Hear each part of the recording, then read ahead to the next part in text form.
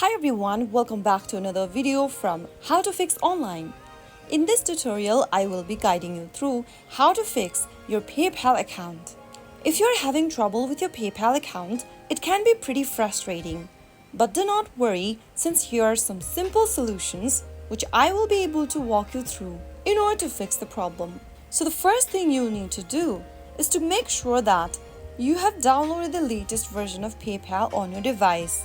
Make sure that your device is connected to a stable internet and then go ahead and open your Google Play Store or your App Store. Now go to the search box at the top and type in PayPal. Once you find the PayPal application, if you see an update button popping up instead of open, tap on update to get the latest version of PayPal downloaded on your device. Once you have the latest version installed, tap on open. Now the next step is to log in using your correct credential.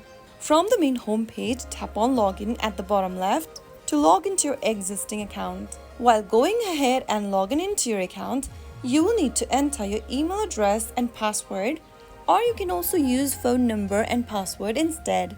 Type in your email address and password associated with PayPal. If you don't remember your password, tap on the Forgot Password link and follow through the instructions till the end. Once you have your correct credential, you will be able to log into your PayPal account.